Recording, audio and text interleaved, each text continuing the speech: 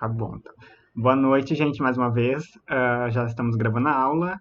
E hoje a gente vai, então, dar prosseguimento à aula que a gente iniciou ontem de Grécia Antiga. Pretendemos finalizar, acho que a gente consegue sim, e até fazer uns exercícios no final. E agora, Roberta, não sei se tu vai querer, porque esse slide que está agora, né, período arcaico, a gente chegou a comentar um pouquinho antes, né, ontem, mas não sei se tu quer retomar um pouquinho só. Acho que vou retomar, sim. Tá. Bom, então boa noite para todo mundo. A gente vai começar. Oi, Fala. desculpa. Vocês podem só dar uma recapitulada, tipo, rapidinho, 5 minutos ou menos, sobre os outros períodos? Quer que eu deixe, Roberta? Ou tu quer dar? Pode. Posso? Pode. Tá. Pra quem não tava na aula de ontem, também tem um vídeo no YouTube se quiser ver toda a aula. Mas recapitulando assim, bem rápido, né, pra não dar muito tempo. A gente tá vendo então Grécia Antiga, né, que ela segue um pouco da linha do tempo com as aulas que vocês viram semana passada de Mesopotâmia, Egito Antigo, né, que a gente chama de caminhão, acho, em algum lugar. Aqui. E como as outras civilizações da antiguidade, né, do que a gente chama de antiguidade, a Grécia Antiga tinha algumas semelhanças, né, como questões de governos muito pautados na questão de conseguir territórios, né, proteção de territórios, porque as invasões de outros povos era muito frequente, né, essa questão mais pacífica a gente vai ter muito mais depois até da Idade Média. Então, na antiguidade, na Grécia Antiga, tinha todas essas questões algumas questões que vocês viram na aula da semana passada, semelhantes à Mesopotâmia. E na Grécia Antiga vai ter a questão um pouco mais diferente que vai surgir, que a gente vai ver ainda na aula de hoje, a questão dos cidades-estados, né, e a formação de uma certa democracia onde a população poderia governar. E a Grécia Antiga, quando a gente estuda a Grécia Antiga, a gente divide ela em 5 períodos, porque o povoado grego, por assim dizer, o povoado helenístico, se tem conhecimento da existência deles na península ali, na península não, mas no mar Mediterrâneo, ali no sul da Europa, nas ilhas do Mediterrâneo, ao norte da África também, de 2.000 anos antes de Cristo, né? Se existe achados arqueológicos que comprovam a existência dos povos gregos ali. Então, a gente divide o estudo da Grécia Antiga em período pré-homérico, que vai de 2.000 anos antes de Cristo até 1.200 anos antes de Cristo, e as principais características desse período são as civilizações da ilha de Creta e da cidade de Micenas, que acabam tendo suas características, que daí é melhor ver na aula de ontem. No período homérico, é quando vai de 1.100 a.C. até por volta de 800 a.C.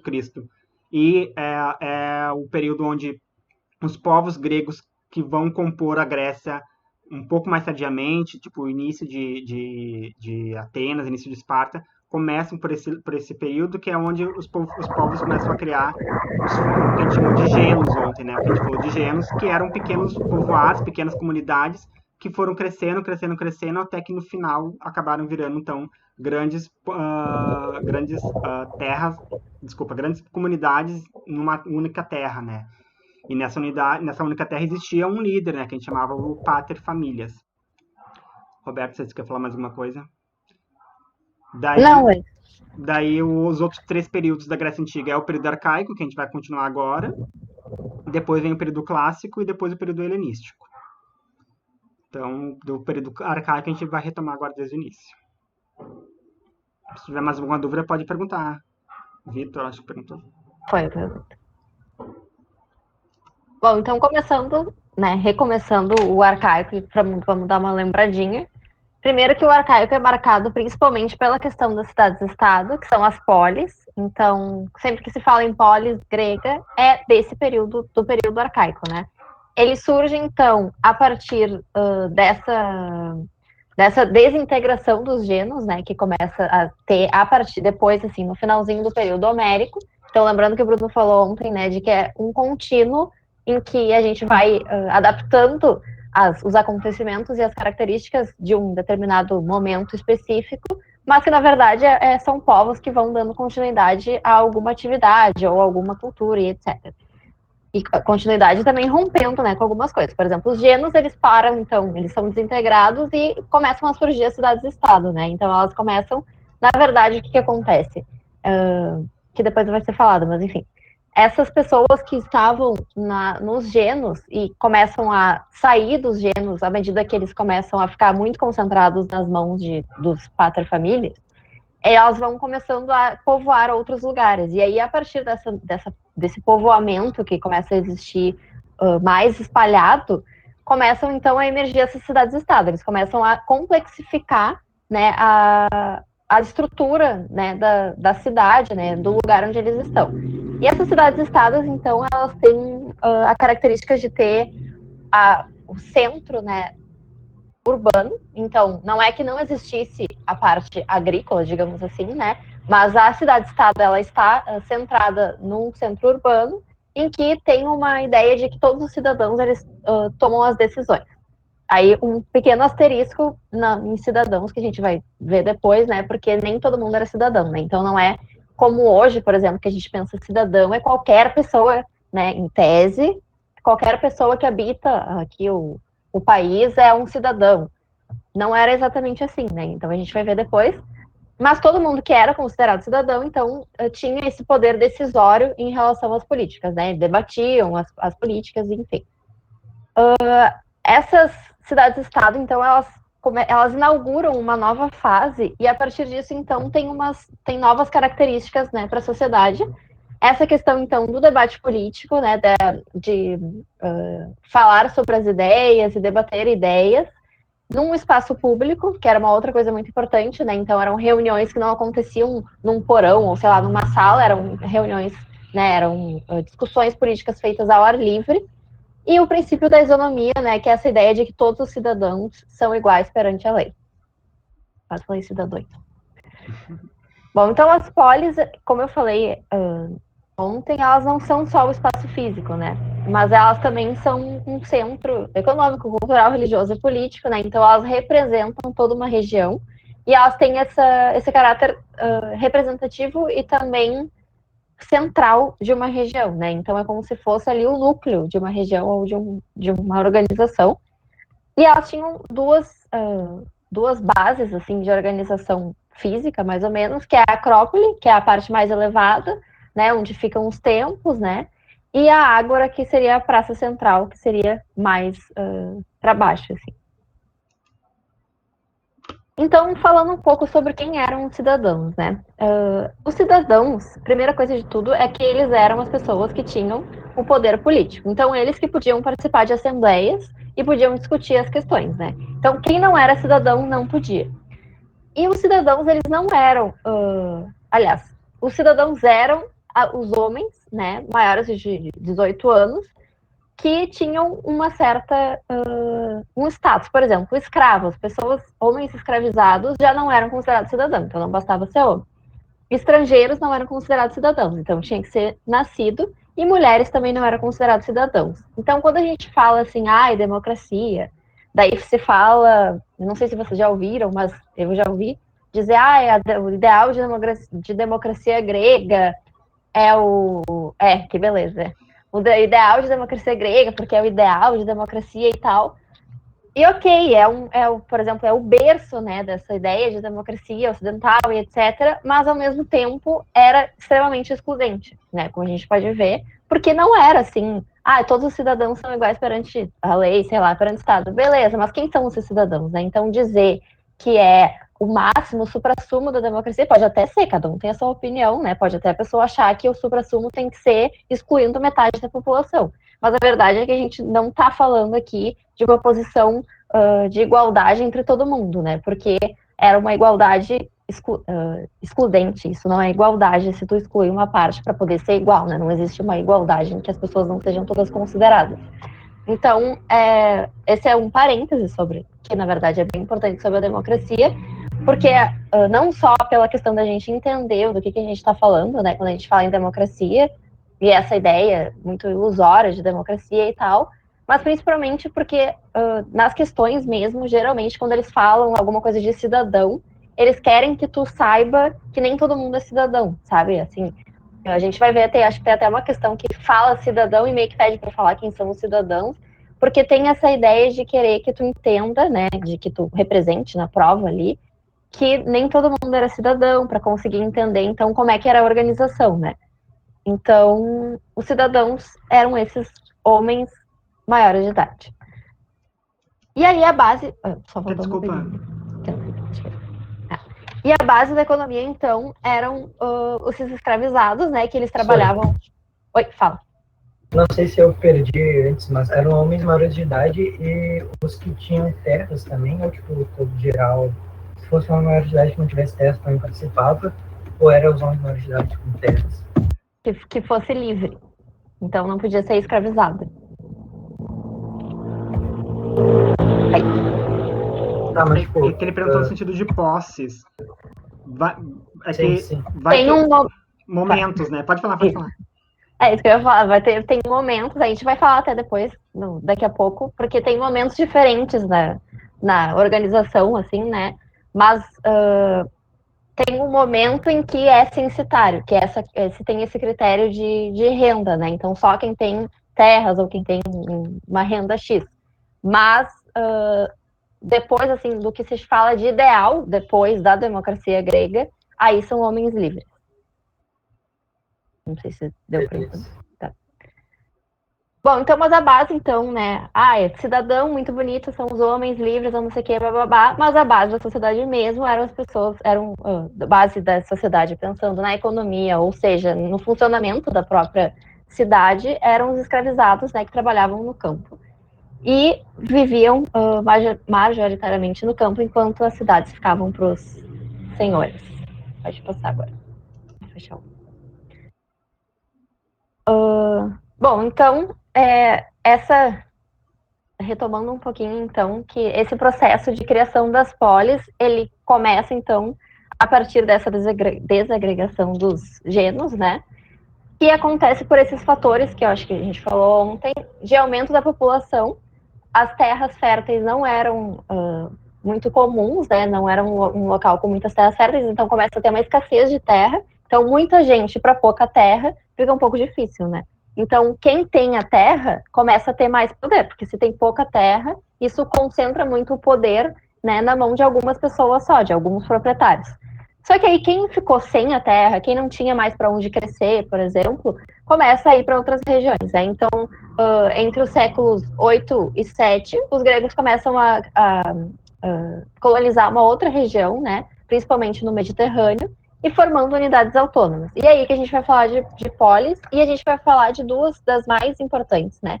Tem várias outras, mas geralmente se fala de Atenas e Esparta, depois a gente vai entender também que o Bruno vai trazer uma outra questão, que elas eram consideradas, assim, cidades-estado líderes, e que são mais representativas mesmo desse sistema. Então a gente vai falar um pouquinho mais especificamente sobre elas. A primeira é Atenas, então. Como eu falei, então, a Atenas ela tem vários momentos, né? Várias fases. Isso significa que nem sempre foi uma democracia, por exemplo. Então, como é que começa? Atenas começa sendo uma monarquia. Monarquia sendo, né, um poder real, enfim, tem um rei, etc. Depois vira uma plutocracia, que é uma questão censitária. Daí tem a coisa da renda e tal, da posição política. Depois vai passar a ser uma tirania, né? E vai ter uma sucessão de tiranos. Eu tô só falando por cima, assim, mas assim, pensando mais ou menos o que significa cada coisa, né? Que daí o tirano tá concentrado o poder e é uma pessoa que não tem limites para o poder, assim, né? A grosso modo. E aí a democracia que a gente vai falar. Só que esse percorrido de fases, ele vai acontecendo e a gente sabe que a história não para, né? O tempo não para a história acontecer. Então não é tipo, hoje é uma monarquia e destrói tudo. Não. As coisas vão acontecendo ao longo. E ao longo também vão sendo criados, vai sendo restaurado e vai sendo esvaziado algumas instituições. E aí aqui tem algumas delas. São bem conceituaisinhas, assim, talvez seja bom prestar atenção no nome. É chato, né? É um pouco chato, é meio decoradinha. Mas é interessante de pensar até, tipo, a organização, né? Então, o arcontado, é uma instituição, então, do período que é antes da democracia, e que o governo era de rei, né? Então era na fase monárquica, né? Que esse cara, então, ele era o chefe militar e o administrador. E, não, desculpa, o rei, né? E aí tinha o chefe militar e o administrador e tinha uma eleição para conseguir escolher quem seria os representantes, que era uma eleição feita no Areópago, mais um terminho chato, né? Que era um conselho de chefes de famílias eupátridas. Aí, para quem lembra de ontem, que a gente falou dos chefes, né? Dos pater-família, os eupátridas são como se fossem os descendentes, assim, né? Então, são esses representantes dessas pessoas que eram os possuidores de terra. Não é à toa, né? São pessoas que enriqueceram, que acabaram tendo uma representatividade social e que, então, nesse momento, não perderam porque trocou de homérico para arcaico, né? Elas não perderam o poder, né? Porque, como a gente falou, tudo é uma construção em cima do que ocorreu. Então, elas sustentaram esse poder, né? Aumentaram, enfim, e conseguiram, então, se tornar um conselho, né? Então, alguns desses chefes, então, eles faziam esse conselho, eles elegiam quem seria o representante e também criavam as leis. Aí a gente tem a eclésia, que seria a Assembleia do Povo, né? Essa Assembleia do Povo, então, tinha esse caráter mais democrático, então não tinha muita influência no período monárquico e aristocrático, né? Porque se a gente for pensar na essência do que seria um poder monárquico e um poder aristocrático, é uma ideia de que não tem exatamente uma consulta com o povo, né? A democracia, até no nome, que quer falar, que quer ouvir o povo, que é a partir do povo. Mas a monarquia e a aristocracia estão mais preocupadas com uma outra questão, e é mais uma concentração de poder. Então, não tinha esse caráter deliberativo na eclésia, por exemplo. Mas a eclésia tem uma força muito forte na democracia, né? E aí eu acho que depois, nos legisladores, a gente vai falar mais sobre isso, sim. Mas essa ideia, então, de ser um lugar que é uma assembleia em que o povo pode debater as ideias, enfim. Aí tem a Bulé, que é um conselho, né, que preparava os decretos, ou seja, fazia a parte, sei lá, mais burocrática, né, que seria votada pela Eclésia. E o Elieu é um tribunal, né, então é um poder jurídico, né, então muda um pouquinho, assim. Então, falando mais especificamente de Atenas em relação à sociedade e à organização social, econômica, enfim. Atenas estava muito vinculada ao comércio. Atenas acaba sendo, nessa ideia que a gente tem de expansão, né, a partir dos gêneros e tal, quando se forma várias cidades-estado, elas são independentes, mas elas não são isoladas, né? Então, não é como se tivesse uma cidade-estado e eu não olho para os lados e as dos lados não importam, né? Então tem essa ideia de criar redes de comércio e Atenas acaba sendo uma centralizadora disso. E, inclusive, tem uma classe política, né, que está ali, que são os metecos, que eles têm esse caráter de serem comerciantes, né? Além disso, Atenas também tem a questão da navegação, então de descobrir, né, de essa ideia um pouco expansionista, assim, de ampliar os territórios, e do artesanato, né, que era o artesanato nessa parte de antiga, ele é bem forte, a gente vai ver em várias sociedades, né, por questão de característica, então, dos povos, né. Cultura. Cultura. Prof, tá gravando? Tá gravando, sim. Sim. E a de ontem tá gravada também. Já tá no YouTube. Então, Já tá no YouTube, desculpa. Já tá no YouTube a de ontem. Rapidez. Legal. Tá. Então, Atenas também tinha agricultura, né, mas não era a principal atividade, então não é como se ninguém fizesse, mas não era o mais forte em Atenas. E aí a divisão social de Atenas estava principalmente dividida em 3 classes, né, que eram cidadãos, então esses homens maiores de 18 anos, né, que tinham que ter tinham que ser filhos de pai e mãe ateniense, isso é importante, porque não é assim, eles não tinham uma aceitação, meu pai é ateniense, mas a mãe, sei lá, é estrangeira, então tinha que ser pai e mãe, né, tinha essa característica de ter que ser uma coisa meio 100% ateniense, que não existe, né, mas enfim. E aí tinha, então, essa classe, que seria a classe, né, que conseguia fazer a parte política, que era deliberativa e que meio que mandava na sociedade.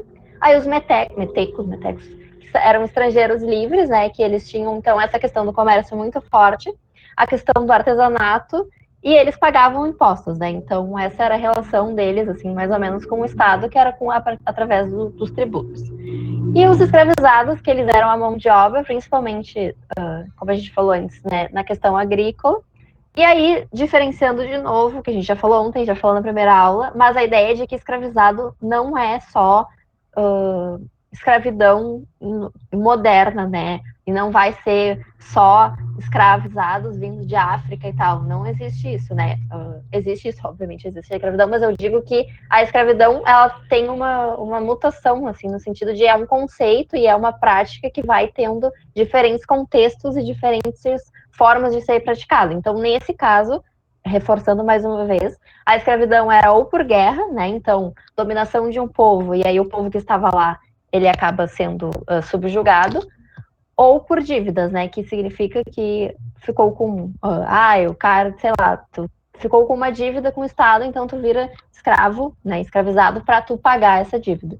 Então tem esse caráter, a escravidão nesse momento, que não deixa de ser forte, igual é muito forte, né? Mas é só um outro caráter diferente do que a gente está acostumado quando pensa em escravidão.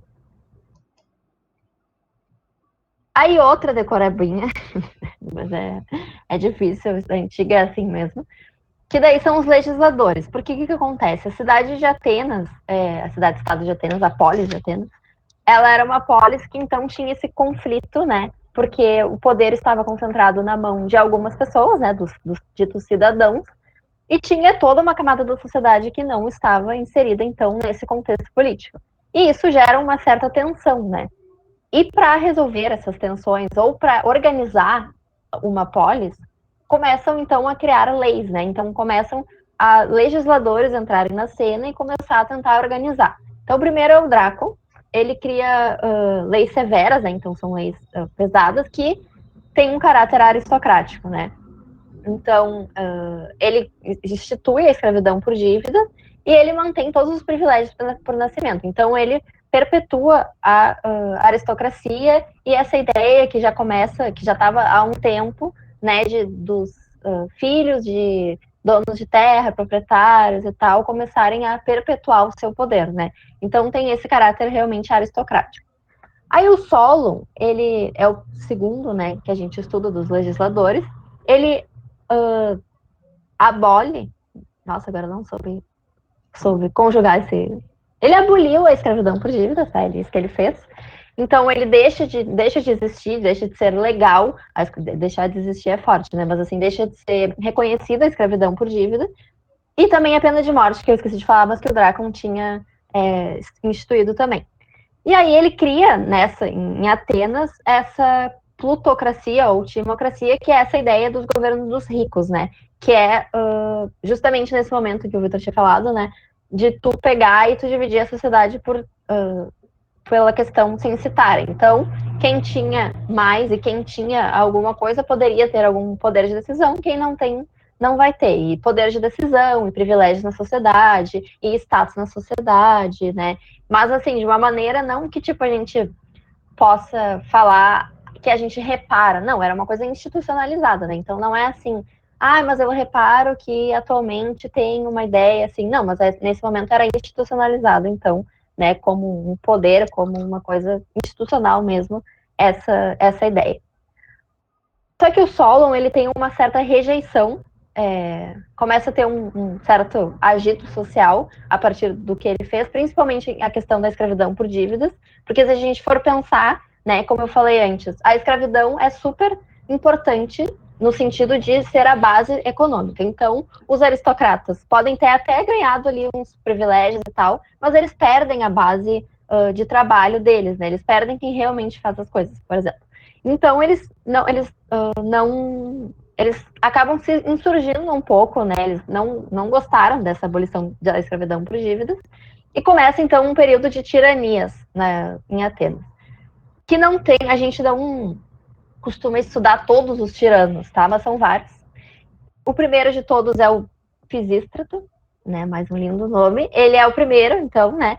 Ele é favorável aos pequenos proprietários e ele concede empréstimo aos camponeses que estavam endividados, né, essa parcela da população mais rural, e faz várias reformas populares, entre elas as reformas agrárias. Então, os tiranos, eles têm essa característica de ter o poder concentrado de forma ilimitada, né, mas ele tem esse caráter, então, que a gente poderia pensar que é um pouco diferente do que o Solon tinha proposto. E aí entra vários tiranos em sequência, até que chega o último tirano e começa, então, a legislação do Clístenes, que é um dos mais famosos e um dos que mais cai, acredito, que ele é, então, sucessor e ele promove várias reformas, né, que promovem essa ideia de cidadania mais efetiva. E aí sim que começa essa ideia de democracia mais forte na Grécia Antiga. Ele cria o ostracismo, que é o quê? Que é um sistema que era utilizado, que se tu representasse qualquer ameaça para a democracia que estava começando, tu ia ser banido por 10 anos.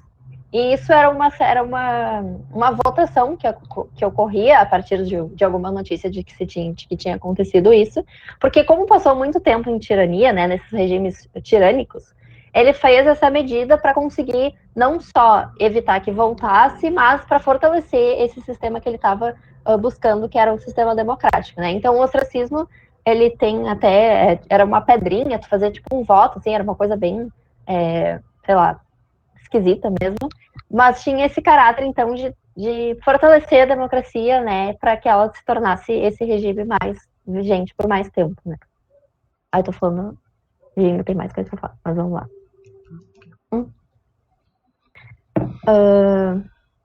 Bom, e daí essas leis e essas instituições, né, que daí aquelas instituições primeiras lá dos nomezinhos que vocês vão ter que fazer uma decorebinha básica, e esses tiranos, né, que criaram as leis e que mudaram os esquemas, elas conseguem conter mais ou menos essa ameaça de conflito que tinha, né, a partir dessas diferenças sociais.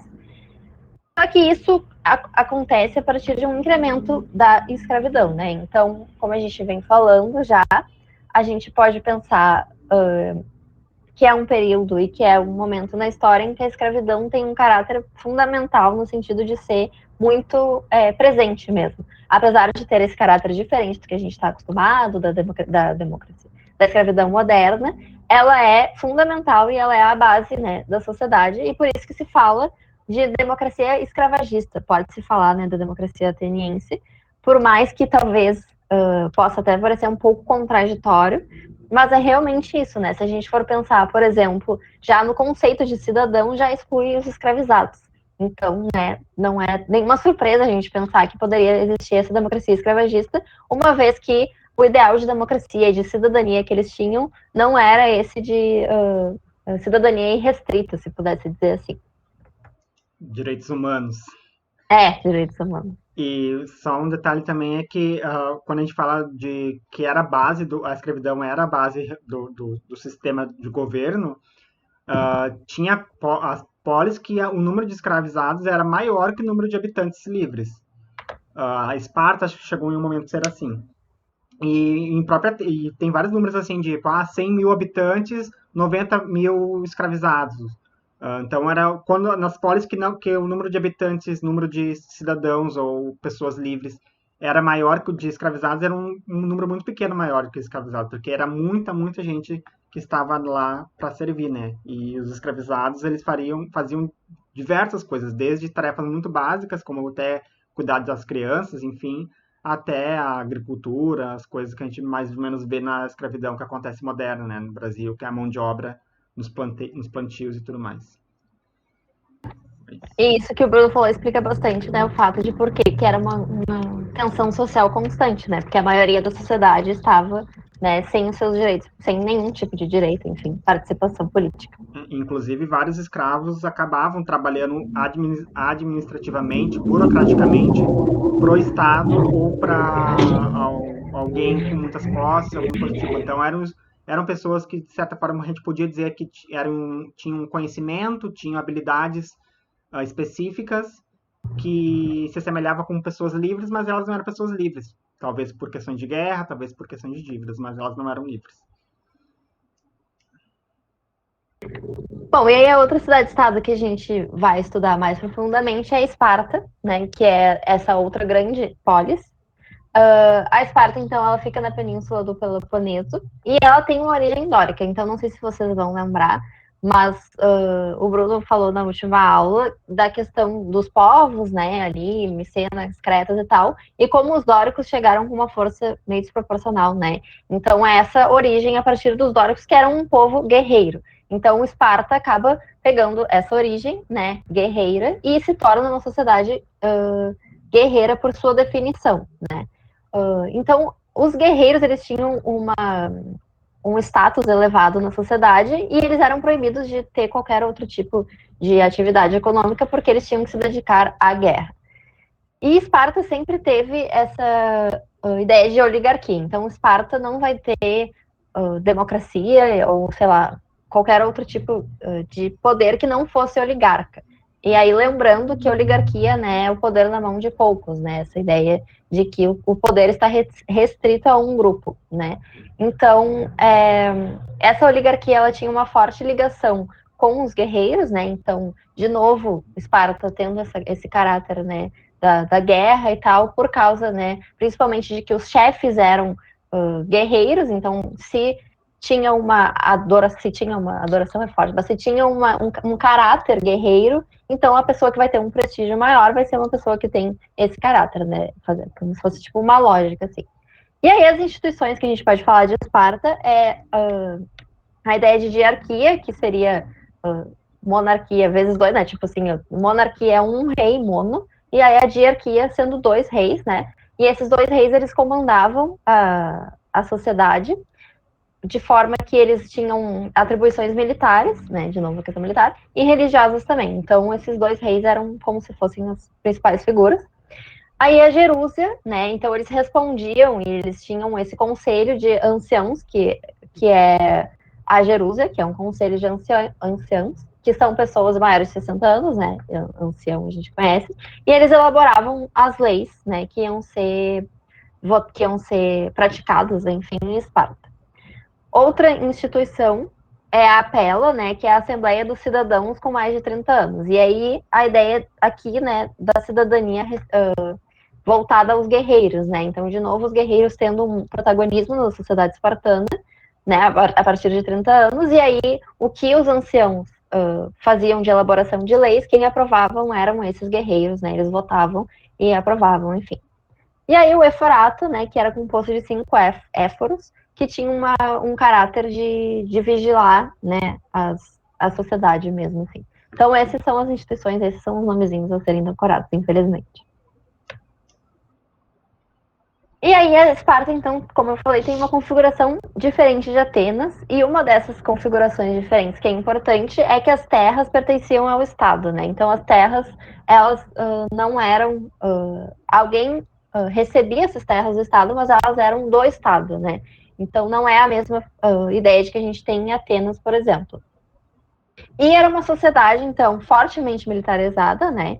Então, de novo, a questão da guerra, e também tinha uma hierarquia bem específica. Então, a hierarquia, né, a piramidezinha lá que a gente pode pensar de Esparta, são os esparciatas, que são a aristocracia guerreira, né? Então, eles são descendentes dos dórios, né? Que é esse povo que fundou, e a classe dirigente. Então, eles são os representantes máximos. Aí, no meio, se puder dizer assim, da sociedade, tem os periecos, né? Que eles são homens livres, só que não têm direitos políticos. Então, não são escravizados, mas também não têm os direitos políticos. Então, tem esse meio termo, né? Que existe na sociedade espartana. E os iliotas, né? Que são pessoas escravizadas e que são pertencentes ao Estado, né? Isso é uma outra característica também desse tipo de escravidão, né? Não é pertencente a uma pessoa, mas nesse caso é ao Estado. E que daí é como se fosse cedido, né? Como diz ali, ao cidadão. Então ele vai prestar um serviço específico, né? Mas ele tem a posse, né?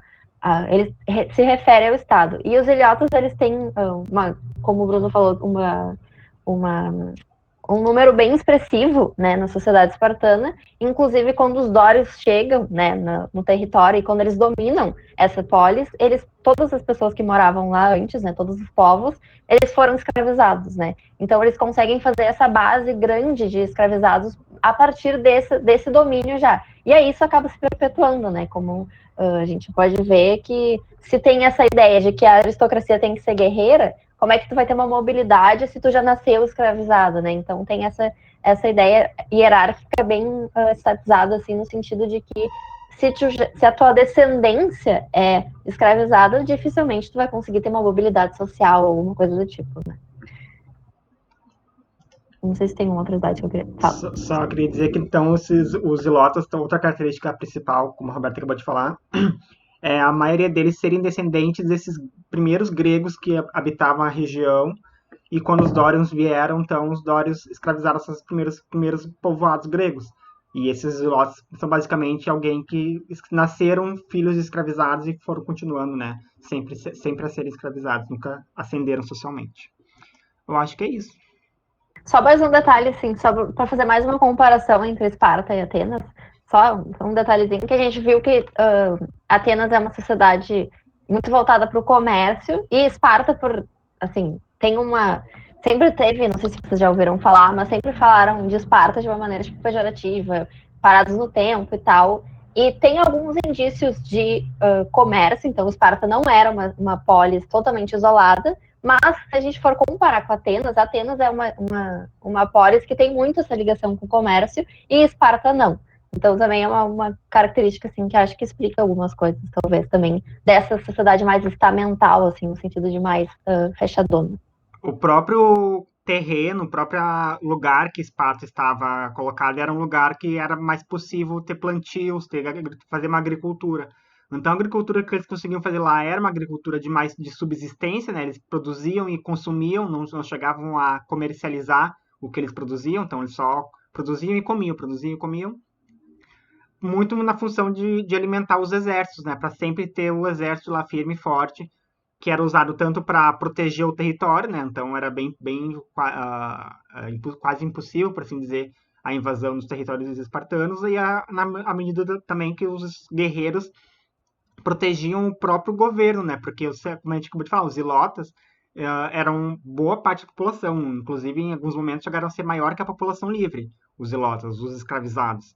Então a sociedade guerreira, né, conseguia manter esse número de mais escravos do que livres e não existir uma rebelião, né, dos escravizados, muito por conta porque os guerreiros, né, a sociedade estava muito bem armada. Então, na primeira tentativa de rebelião, assim, coisas tipo, o escravizado era morto, né, ou os escravizados, o grupo em si, seria morto, sem dó nem piedade. Acho que é isso. Vamos então agora para o quarto período, né, que a gente fala de Grécia Antiga, que é o período clássico. Como a gente estava falando, segue essa continuidade de acontecimentos, de governos, permanece a boa parte das medidas que foram feitas nesse período arcaico, né? E as datações do período clássico vão do século V a.C., até o século IV a.C. Esse período ele é bastante marcado, as principais características desse período vão ser as guerras que vão acontecer no mundo grego, né, nas colônias gregas, que vão ser tanto guerras... A Roberta caiu, acho. Vão ser tantas guerras com povos estrangeiros, quanto guerras entre si, né, entre os povos gregos mesmo. A gente começa então falando das guerras médicas, né, as chamadas guerras médicas, que vai ser um longo período de guerras, onde o Império Persa, né, o Império Persa que ficava ali na região da Mesopotâmia, né, não tão muito distante da Grécia, mas um pouco distante, e o Império Persa conseguiu bastante dominância ali no Oriente Médio e estavam então colocando, né, se expandindo para o Ocidente, né, para ali na região da Grécia Antiga. E esses períodos de tentativas de tomada do território grego pelos persas aconteceu nesse recorte ali que vai de 490 a 448. Então ali tem uns 40 e poucos anos de guerras, né? É nessas guerras médicas que vai acontecer, por exemplo, o episódio do filme 300. Não existe quase nada prova de que existiram de fato esse grupo de 300 guerreiros espartanos que conseguiram derrotar lá o rei. É comprovado, né? Existem os documentos que comprovam que, de fato, Esparta foi muito importante para a vitória dos gregos sobre os persas, né?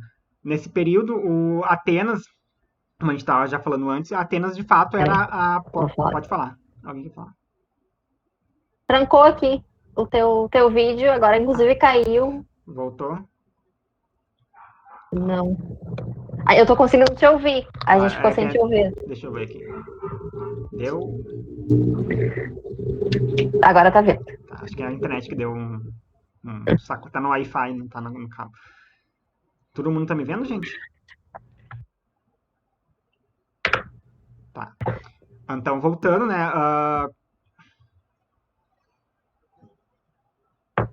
Como assim? Era muito interessante essa aula. Literalmente, é inteligente ganham a brutalidade. Não entendi muito, Greg.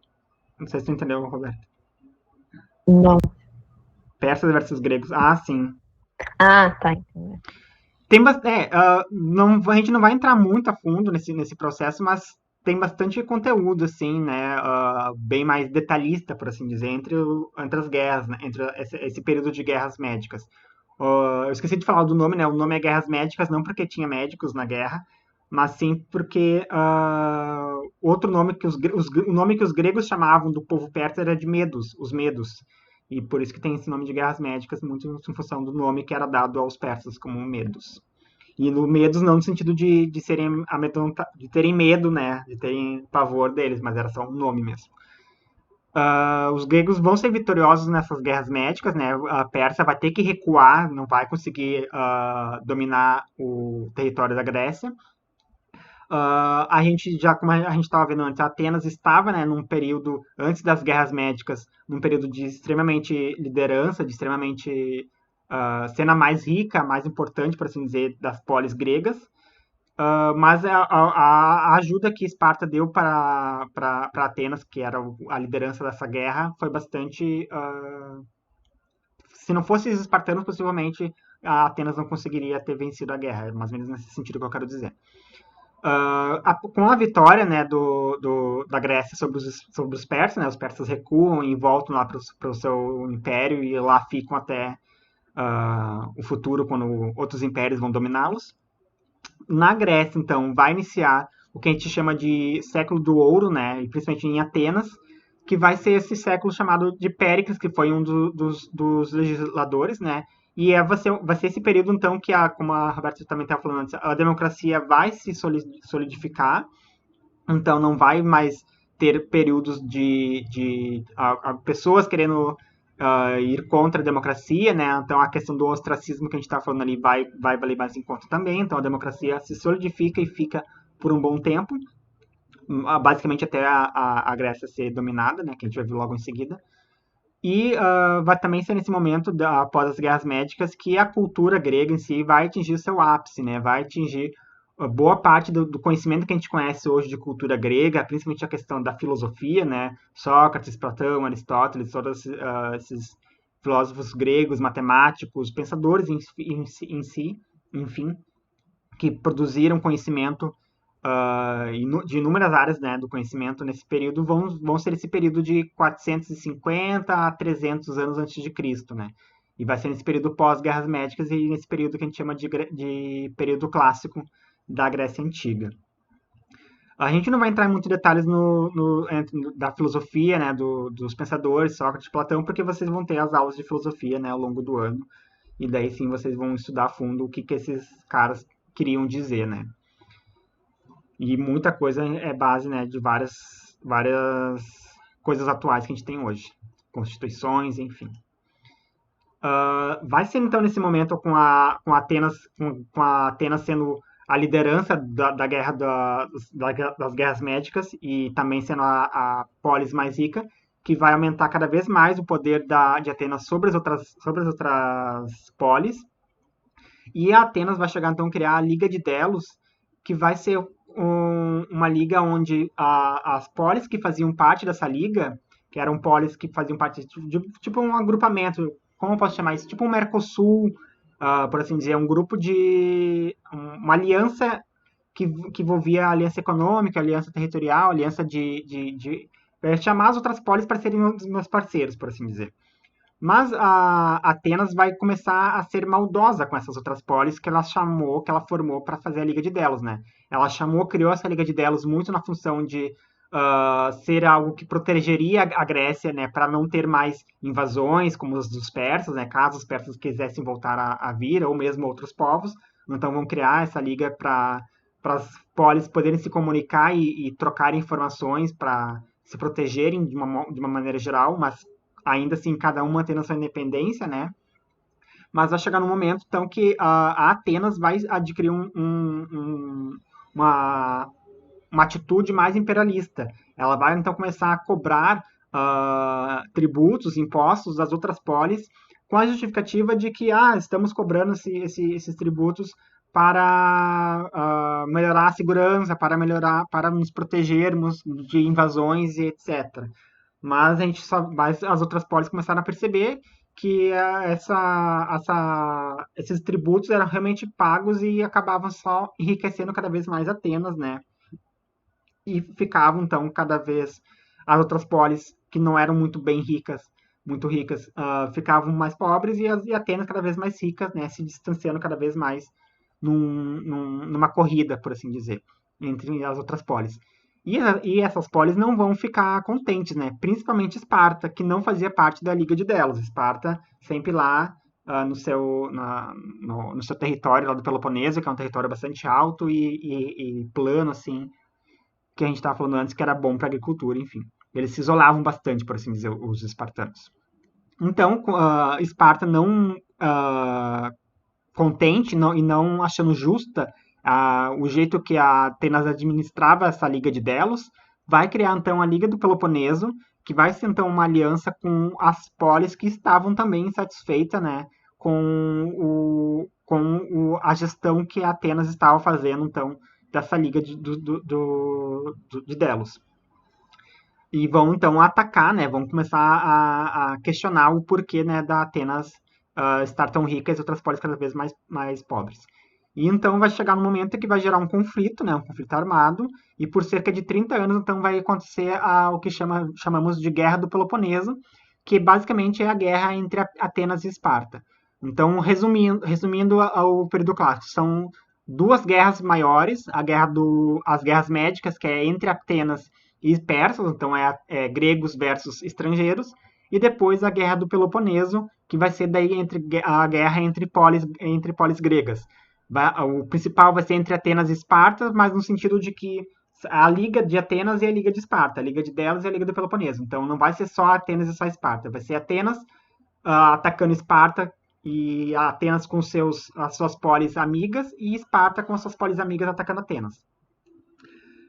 Disputando, né, quem que seria então a polis que de fato lideraria as outras polis também, ou seria uma polis mais importante que as outras, por assim dizer, né, uma hegemonia local, como está escrito no slide.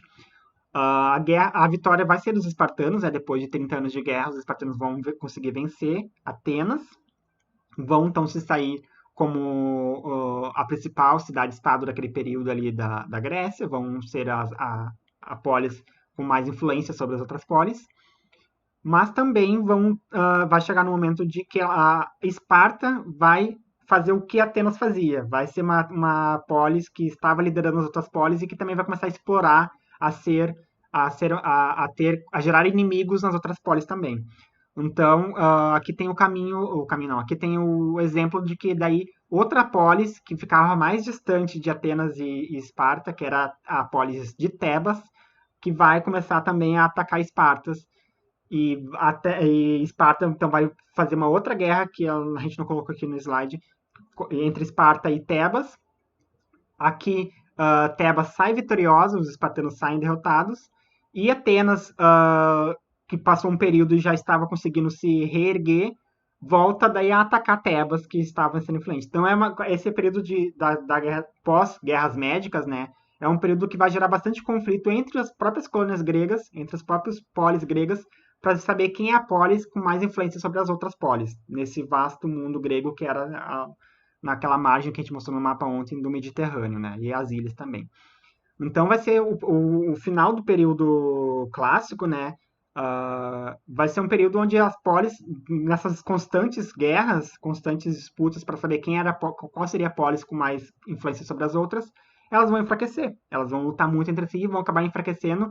E aquela ideia que a Atenas tinha de criar a Liga de Delos para proteger o território grego de invasores estrangeiros vai ser esquecida por hora e os estrangeiros vão se aproveitar. Então, vamos dar início ao período helenístico, que vai, então, começar a partir do século IV. Só fazer um... Posso rapidinho? Pode falar. Não, só para frisar uma coisa que foi falada já ontem, mas para frisar mesmo, como, né, quando a gente fala de Grécia Antiga, a gente não está falando de uma unidade, né? Então, tem essa característica das cidades-estado e chega um momento que todo mundo começa a brigar com todo mundo, justamente para ter essa hegemonia, né? Mas então dá para ver bem como não é uma unidade, eles estão sob uma mesma bandeira. Eles querem proteger o território, até para não se ralar, mas eles têm esses conflitos, né? E essa falta de unidade mesmo. Vocês lembram que quando a gente estava falando ontem que o mundo grego ele é, na verdade, um território, povos que possuíam várias semelhanças. Possuíam semelhanças étnicas, semelhanças culturais, linguísticas, mas acabaram diante toda aquela função que a gente estava vendo de criação dos genos, enfim, se espalhando por um território muito em função do aumento populacional, né? Vai passando os anos, vai aumentando a população.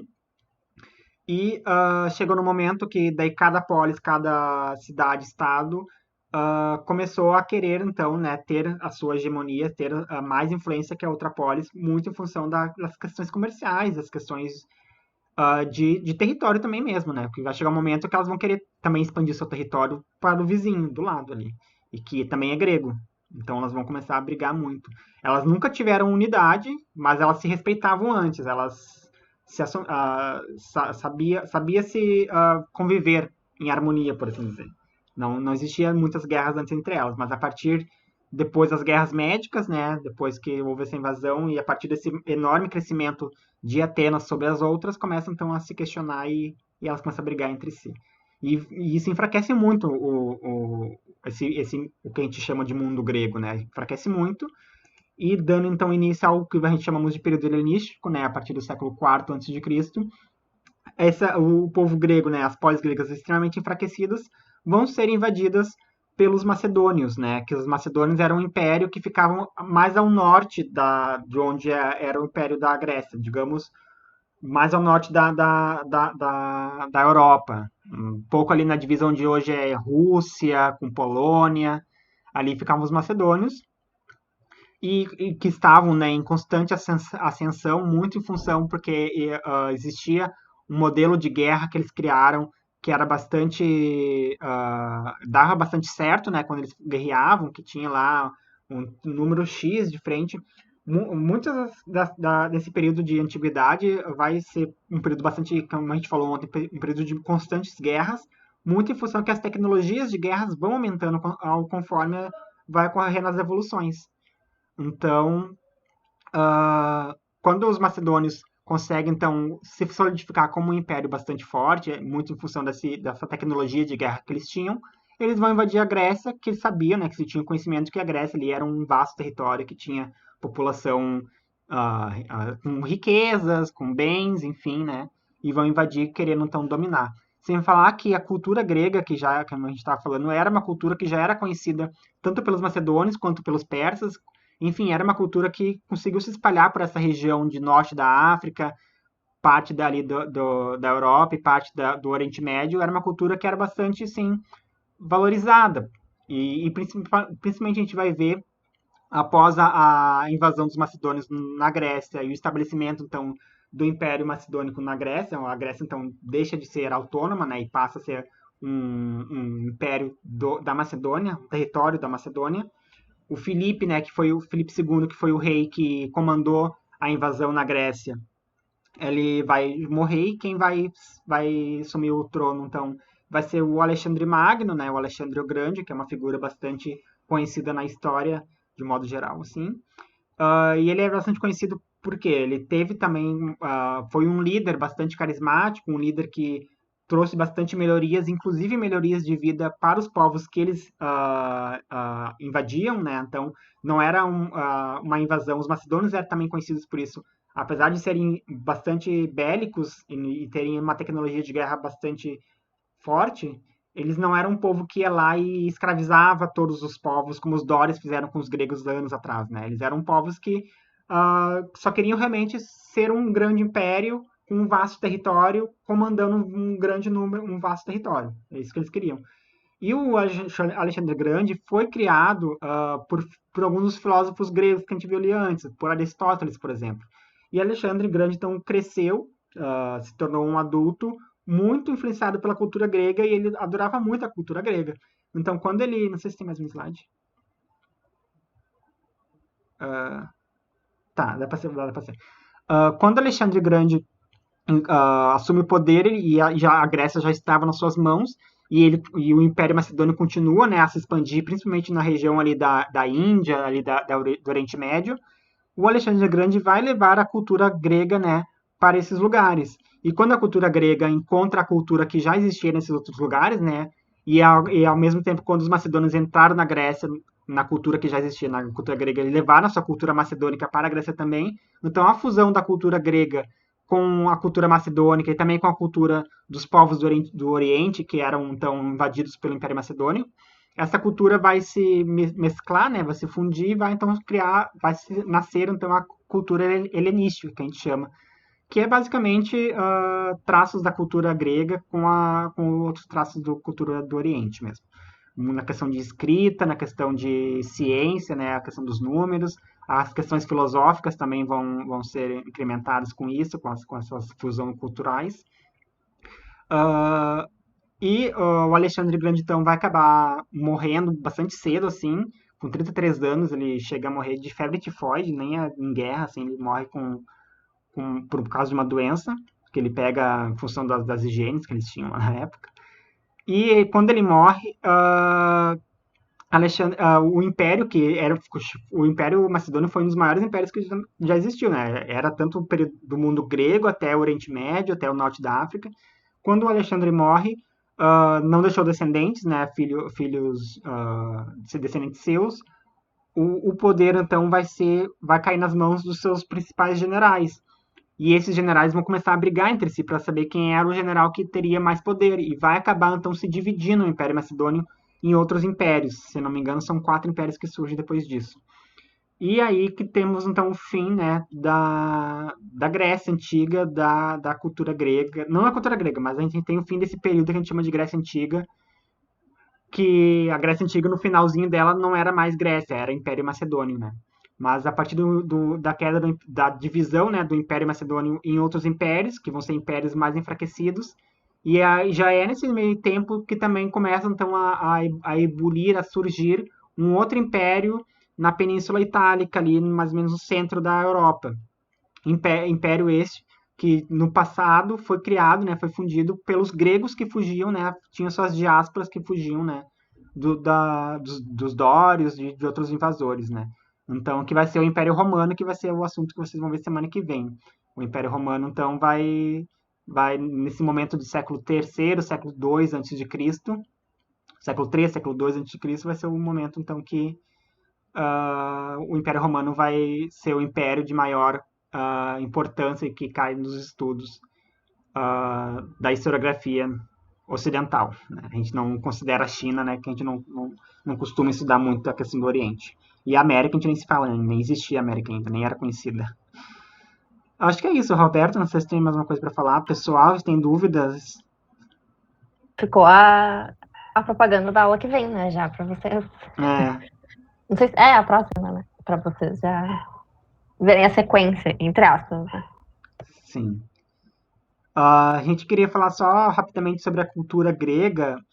Ela, né, vocês já devem ter visto em questões de filme, sim, a mitologia grega é bastante famosa, né, os deuses gregos, que vão ser também os deuses que a religião que vai ser, no primeiro momento, a religião do Império Romano, né? Só vai mudar os nomes que se davam, mas as entidades eram as mesmas, né? Zeus vai se chamar... Como é que é o nome de Zeus?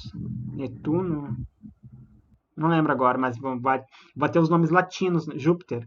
Olha o outro, todo mitológico, sabe? Toda a mitologia.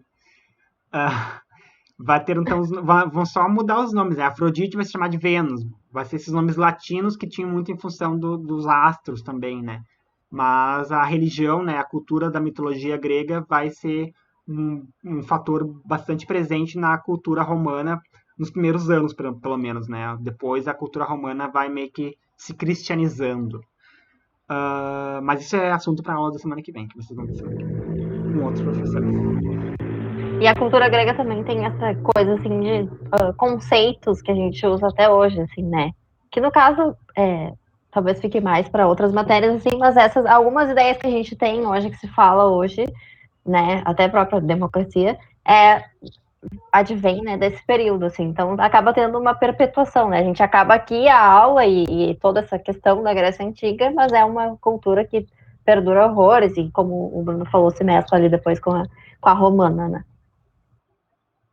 Exatamente. Vamos para as questões? Vamos para as questões, então? Vocês preferem fazer daquele modo que a gente faz, que daí a gente cria, deixa para vocês lerem aí, a gente cria a enquete, vocês marcam aí e depois a gente corrige? Tá, então tá aqui a enquete valendo. É bem curtinha, ó. Tempo. Nós já estão até respondendo. Eu não consigo ver. Essa é a parte ruim. Essa eu consigo ver.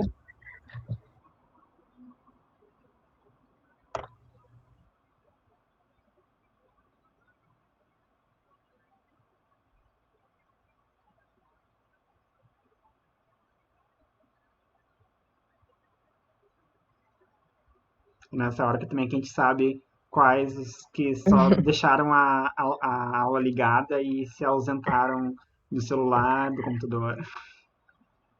Quem realmente está na Não tô julgando, gente. Cada um. Pode ver gravada depois. Também não sou o maior exemplo de aluno, confesso. É um horário de fome. Também, né? Tem um cansado já, último período. De quinta-feira ainda, né? Uhum. Deu, gente? Podemos corrigir? Vamos corrigir. Que tem umas outras questões também. Ó, vocês estão conseguindo ver as respostas aqui? No cantinho, consegue ver, Roberto? Consigo.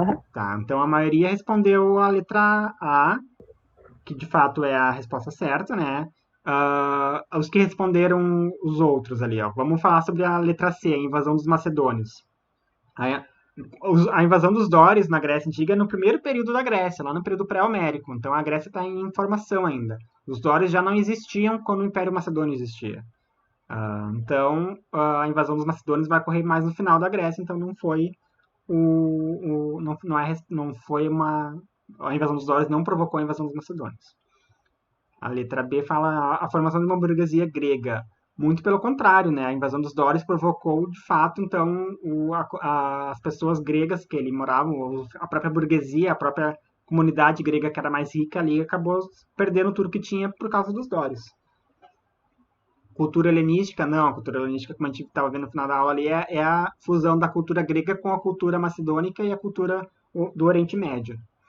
Cultura cretense tem um pouco a ver, não dá para a cultura cretense ela se exclui um pouco antes, ela some um pouco antes da invasão dos dórios, então não foram os dórios que provocaram o surgimento da cultura cretense, ela já existia antes dos dórios e ela até acaba sumindo um pouco antes dos dórios invadirem ali o território da Grécia. Acabei corrigindo essa sozinho, Roberto, vai, fala aí. Eu só vou fazer um comentário que a gente falou de dórios meio que todo o tempo, assim, mas Dórios geralmente está mais associado a esse primeiro período, né? Ele acaba tendo um reflexo na sociedade espartana, por exemplo, que já é lá do arcaico, mas os dórios, jônios, aqueus, eles correspondem a esse primeiro período de formação mesmo, né? E aí a gente já, como o Bruno foi eliminando, né, mas a gente já pode eliminar várias que já ficam mais pro fim, né? E aí a primeira diáspora, a gente pode até não se lembrar o que é a primeira diáspora, Mas só de falar em primeira diáspora já dá para imaginar que é uma coisa que remete ao início, né, da formação grega. Você sabe o que é diáspora, gente? Às vezes a gente vai falando esses conceitos, né, sem nem saber o que é. Diáspora é quando acontece... Ó, o Vitor vai falar. Tá digitando. Tô na resposta agora. Pressão.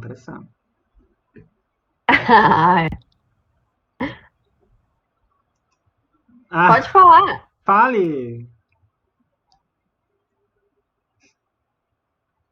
Sentiu pressionado mesmo.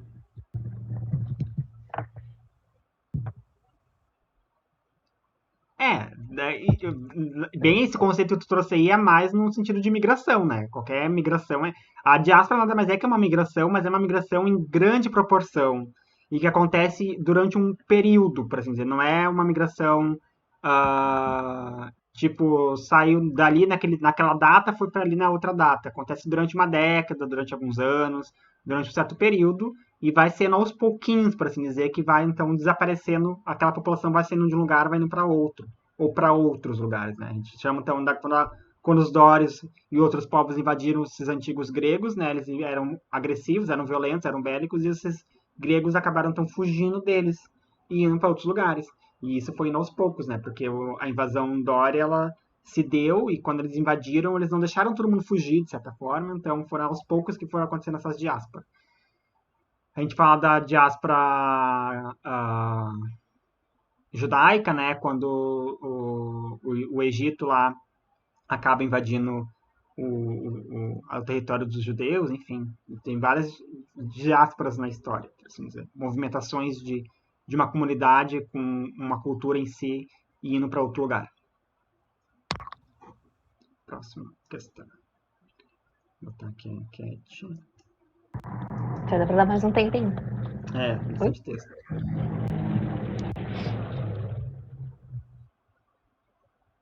Façam, assim, leiam uma por uma. Eu não sei se alguém tá lendo no celular, eu não sei se a enquete não fica tipo, não tapa a questão. Pois é, se alguém tiver com esse problema, avisem daí. Que daí a gente pode ler. Porque eu acho que quando o webconf, quando tu abre no celular, daí nesses casos não dá pra ler, né? É o teu caso, Marielle?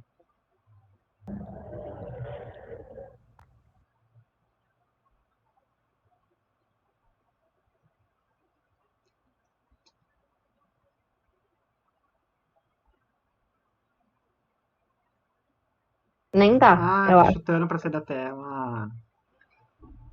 Quer que a gente leia pra ti? Ou leia agora? Leia agora e depois pode responder. Responde mentalmente, vê se tu acertou. Também não tá valendo nota isso aqui, né?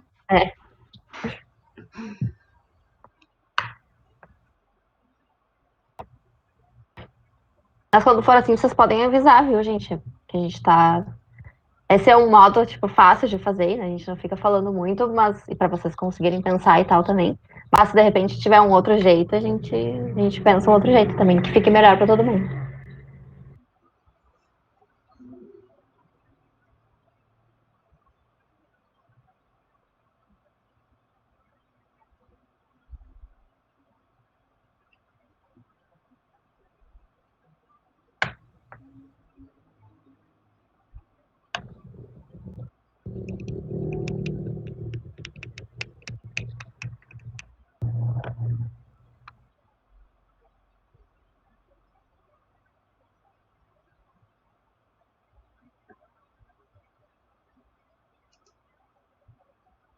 Podemos responder? Acho que boa parte que foram responderam acho que na outra teve umas... Eu li, mas não... 11, acho que é a outra, né? Já tem 11 agora. Então acho que deve ser isso. Tá. Vamos ver. Então a mais votada foi a D. O que a D... Eu vou fazer, tá? Eu já comecei a falar. Pode, vai. A D, então, fala que a 2 e a 3 estão certas. Então, a 2 é que o uso de escravos em Atenas tinha certa importância social na medida em que concedia mais tempo para que os homens livres pudessem participar das assembleias, dos debates políticos, filosofar e produzir obras de arte. Realmente está certa. Eu acho, assim, uma questão que se eu lesse, se eu fosse uma vestibulanda, eu ia achar estranho. Eu acho uma alternativa estranha. Acho uma afirmação estranha, porque tu diz que o escravo serve para que os outros pudessem ficar fazendo suas coisas. Mas se a gente for pensar nesse sentido histórico, né, na verdade, se eles não precisavam fazer o trabalho de base, né, a coisa mais, o trabalho mais forçado, que envolvia mais força e tal, eles tinham tempo, né, eles não tinham mais o que fazer do que ficar fazendo. Então, assim, eu acho uma afirmação meio bizarra, porque tem eu acho que fica um caráter meio, sei lá, depreciativo até, de certa forma, mas se a gente for pensar, era mais ou menos o que ocorria, né? Se eles tivessem, essas pessoas que ficavam filosofando e debatendo, tivessem que fazer uma outra parte, talvez elas não teriam tempo, né? Essa parte mais braçal. Aí depois a outra 3 diz que os escravos em Esparta, cidade voltada para as guerras, eram chamados de iliotos. Gente, tá difícil. Ilotos. Pertenciam ao Estado e trabalhavam para os esparciatas, uma minoria que participava das decisões políticas e administrativas e se dedicava única e exclusivamente à política e à guerra. Que está toda certa, né? Então fala do caráter bélico de Esparta, falam quem eram os escravizados, que eles pertenciam ao Estado e trabalhavam para os mais ricos, que era uma minoria que concentrava o poder, né? Então, tudo certo, então a D de fato está certa. Vamos ver. A C, que foi uma marcada também, diz que a 1 e a 2. Então, a 1. A mão de obra escrava era a base da economia grega, e o critério adotado para determinar quem seria escravizado era o racial. Os escravos eram provenientes da África, negros ou da Ásia, amarelos. A primeira, a mão de obra escrava era a base da economia grega, tá certo. Depois, a gente está falando sobre aquilo que a gente já falou, da escravidão moderna, né? Que daí é a questão racial entra em jogo, né? E aí a questão de proveniência da África, enfim, não é o caso, né? A escravidão nesse momento na Grécia é por dívidas. Então essa aí não tá certa por causa disso. E a B, que foi uma que foi bem marcada, não sei por que vocês pensaram que a 3 não estava correta. Se alguém quiser falar. Mas a 3, assim, por que vocês acharam que na 3 não estava certa para não marcarem? Mas não sei se alguém quiser falar, mas a 3 tá bem redondinha, assim. Na terça. Mas lembrem que até o Bruno falou, né, na questão de que em algum momento, até inclusive a população escrava era maior do que a população livre. Então, só isso já dá para pensar, mas principalmente pensar que em Esparta as decisões estavam mais restritas aos guerreiros esparciatas. E os esparciatas, se a gente for pensar naquela coisa tradicional de história, assim, que é aquela piramidezinha, que o topo é bem pequenininho, é mais ou menos nesse sentido, né? Eram menos pessoas que detinham poder. E aí também a ideia de oligarquia, né, que tinha em Esparta. Então, essa ideia de que poucos concentram o poder. Por isso que tá certo. Não sei se eu falei muita coisa e ficou confuso. Mas. A minoria, ele que diz, é dos esparciatas, né? Não é dos ilotas. É muito texto também, né? Às vezes a gente vai se confundindo. Essa aqui é mais ainda. Acho que Não, só mais essa aqui, então, daí a gente acaba. Pode ser? Gente? Respondo sim, não. Deixa eu ver como é que é a outra. Ou prefere essa aqui que é mais curtinha, é melhor de ler? Tem mais várias, né? Não tem tantos, mas... Não, tem mais duas. Curtinha, eles optaram pelas curtinhas. Tá, a 4? Acho que é. Tá, vamos lá. Ó, já marcou a C, a Marielle.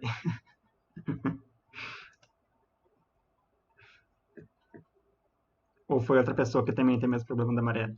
Professor, eu tô no PC, mas antes não tava tapando, mas agora tá tapando as alternativas e eu não consigo mover a caixinha. Então, se vocês puderem ler as alternativas. Deixa eu finalizar a enquete e coisar de novo, então. Vamos ver se tu consegue. Foi agora. Acho que tem que sair e voltar. Tem que sair e voltar. Agora entrou uma outra opção de enquete aqui, não sei porquê. Tá, bugou mais ainda vocês aí? Ou conseguiu ler agora? Não, mas ainda tá na frente, né? Acho que fecha e deixa um tempinho sem. Tipo, uns 2 minutos. Acho que eu vou sair daqui. Ai, caguei o bagulho, meu. Mas tá tapando pra vocês?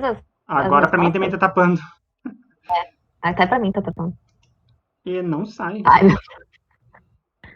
Deixa eu ver aqui. Vamos ler então, acho mais fácil. Mas é que nem eu consigo ler agora.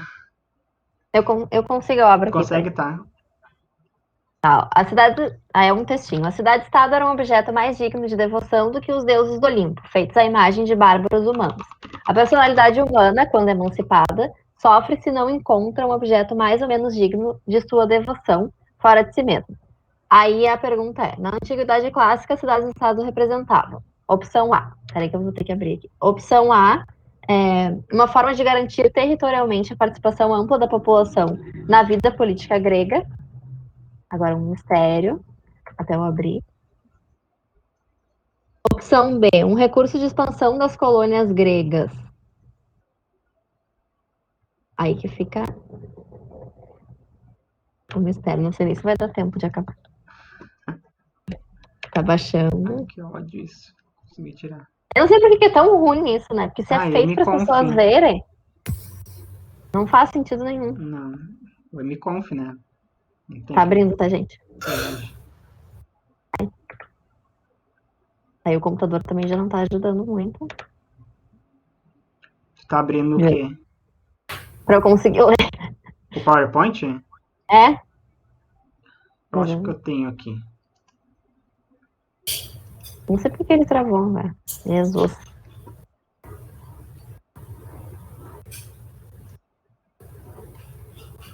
Eu consegui. Também consegui aqui abrir, se quiser. Tá, então, onde é que eu tava? Na B, né? Então, ó, um recurso de expansão das colônias gregas, ponto, era só isso. Opção C, uma forma de assegurar a independência política das cidades gregas entre si.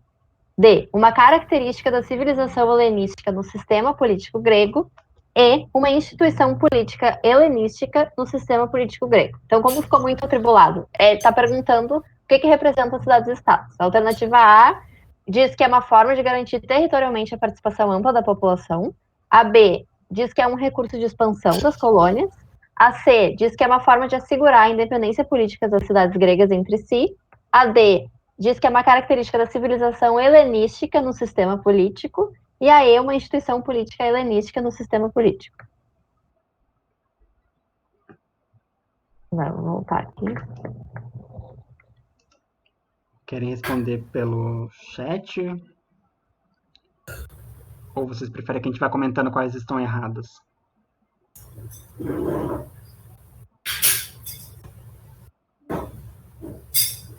Acho melhor, né? Porque já só tem um minutinho. Olha, quer corrigir, Roberto? Pode corrigir. Não, pode falar. Na ata está dizendo que as cidades-estados, né, elas existiram para garantir territorialmente a participação ampla da população na vida política grega. Não, ela está errada muito na questão da participação ampla da população, né, onde não era ampla a participação, era minoritária a participação política, né, era para poucos. Eram só os livres, homens acima de 18 anos, em algum momento vão ser só os que tinham bens. E aqui a gente está falando de Atenas. Né? Em Esparta, a mesma coisa, como a gente viu, né? Era uma oligarquia, eram poucos que governavam também. Então, não é uma ampla participação, não é uma ampla parte da sociedade que participa da política. É uma pequena parcela da sociedade. Então, a A está errada. Na B, está dizendo que as cidades-estados, então, eram um recurso de expansão das colônias gregas. Na verdade, não. Na verdade, eles não eram recursos de expansão, eram até um pouco ao contrário. Na C, está dizendo que era uma forma de assegurar a independência política das cidades gregas entre si, que é essa correta, né? Então, as cidades-estados, elas foram criadas, surgiu esse conceito de cidade-estado, onde antes eram apenas colônias e genos, né? Muito nessa função daquele lugar ali, aquele povo que ali habitava aquela cidade, se autogeria, se auto-administraria, se autogovernaria, né? E não tinha, então, essa ideia não fazia parte da cidade-estado a questão da expansão. Isso era uma outra questão, né? Que vinha com a forma de governo que essa cidade-estado teria. Se era um governo que gostaria de ampliar, se expandir e tudo mais. Mas o conceito de cidade-estado em si não está na ideia de expansão em si, na ideia de fixação daquele lugar, onde o povo que mora ali estaria, então, independente dos outros povos, por assim dizer. Seria um lugar onde aquele povo ali se chamaria de atenienses, por exemplo, e não seriam espartanos, seriam apenas atenienses. Mais ou menos por isso. Acho que é isso, já passamos uns minutinhos, gente. Uma boa noite. Se tiverem dúvidas, vão nos mandando aí no WhatsApp mesmo, no grupo ali, também pode mandar. Vocês, quando vão fazendo questões em casa, assim, estudando sozinhos, nosso WhatsApp, meu, pelo menos, está sempre aberto. Pode mandar. Meu também, pode mandar. Tá bom? Obrigado pela paciência com as coisas que vão acontecendo aí com a gente. E até a próxima. Semana que vem, então, vocês vão ter daí Roma Antiga com, acho que é o Lucas que vai passar. Tá bom? Boa noite, obrigada pela presença. Daqui a pouco eu coloco já a aula no YouTube e daí coloco na tabela lá de vocês que vocês têm. Vocês conseguem acompanhar daí por lá. Beijo. Boa noite. Boa noite.